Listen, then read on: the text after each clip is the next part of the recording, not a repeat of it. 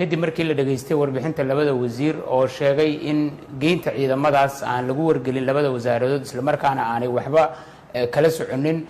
kadibna golaha wasiiradu ay falanqayn iyo dood dheer ka yeesheen kadib ayaa golaha wasiiradu waxa ay isku raaceen dhowr qodob oo loogu talagalay in lagu xaliyo xiisada ka taagan magaalada Beledweyne. qodobka koowaad ee golaha wasiiradu isku raaceen ayaa waxa uu yahay in ciidamadaas la geeyay magaalada Beledweyne ee aanay la soconin wasaaradihii mas'uulka ka ahaa ee u xil saarnaa in ay korjoogteeyaan lana socdaan dhaqdhaqaaqyada ciidamada. waxaa la faray taliyaasha ciidamada in ay si degdeg ah ciidamadaas uga soo saaraan magaalada Beledweyne uguna celiyaan xeryahooda. golaha wasiirada ayaa sidoo kale inta uu socday waxaa si adag mar kale loo faray wasiirada amniga iyo taliyaasha ciidamada in qaybaha kala duwan ee ciidamada qalabka sida ee geesiyaasha ah laga ilaaliyo waxyaabaha sumcadilka ah ee ay ugu horeyso in lagu milo arrimaha siyaasadda isla markaana ciidamada oo runtii ah halgamayaal mudan in la dhiirigeliyo lana garab istaago in lagu koobo waajibka ay u xil saaran yihiin oo ah in ay sugaan amniga guud ee dalka ilaaliyaana nabadgelyada muwaadiniinta. waxaana si gaar ah la isku dul taagay in laga dheereeyo ciidamada shakiga ama ku lug lahaanshaha la xiriiri kara in ay faragelin ciidamada ku lug leeyihiin loo isticmaalo arrimaha doorashooyinka oo amnigooda iyo socodsiintooda uu si gaar ah mas'uul uga yahay ra'iisul wasaare Maxamed Xuseen Rooble. ra'iisul wasaaraha xukuumadda federaalka Soomaaliya mudane Maxamed Xuseen Rooble ayaa golaha wasiirada u soo bandhigay guddi wasiir ah oo u magacaabay in maamulka Hirshabeelle iyo waxgaradka magaalada Beledweyne ay kala shaqeeyaan dejinta xiisada Beledweyne iyo sidii xal loogu heli lahaa khilaafka taagan. waxayna golaha wasiiradu waxgaradka magaalada Beledweyne ugu baaqeen inay muujiyaan deganaansho lagana fogaado wax kasta oo keeni kara isku dhac, sida uu sheegay mar kale wasiir ku-xigeenka wasaaradda warfaafinta Cabdiraxmaan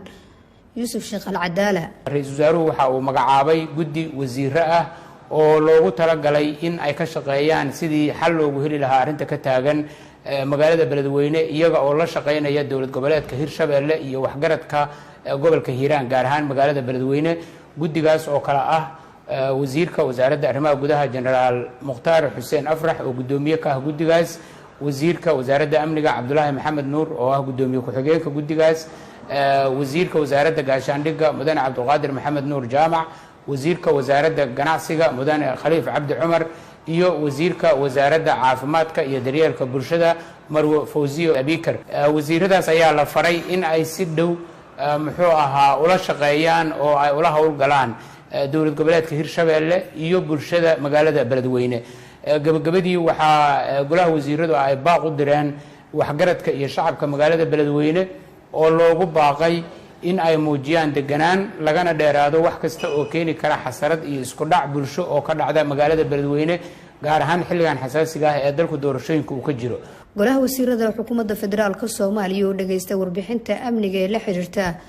baqdingelinta argagixisada ay ku hayaan ganacsada suuqa Bakaaraha ayaa faray wasaaradda amniga iyo hay'adaha hoos yimaada in si degdeg ah ula yimaadaan qorshe amni oo lagu sugayo amniga ganacsatada suuqa Bakaaraha iyo guud ahaan dalka. golaha wasiiradu waxa sidoo kale ay ka wada hadleen xaaladda maalmihii la soo dhaafay ka taagneyd suuqa Bakaaraha oo argagixisadu ay culays weyn ku hayso ganacsatada Soomaaliyeed oo ay telefoon ku soo handadayaan isla markaana ay qaarkood hanjabaado toos u jeediyeen iyaga oo ka doonayo lacag baad ah. golaha wasiirada ayaa cambaareeyay falka argagixisada oo ah kii lagu yaqaanay oo 10 sano ee la soo dhaafay ay hadba nuuc u isticmaalayeen inay waxyeeleeyaan dadka Soomaaliyeed. golaha wasiirada ayaa si gaar ah u faray wasiirka amniga in isaga iyo saraakiisha hoos timaada ee qaabilsan amnigu ay la yimaadaan qorshe cad oo looga jawaabayo tacadiyada joogtada ah ee argagixisadu ay ku hayso dadka Soomaaliyeed guud ahaan gaar ahaan arrinta ka taagan suuqa Bakaaraha oo ay tahay inta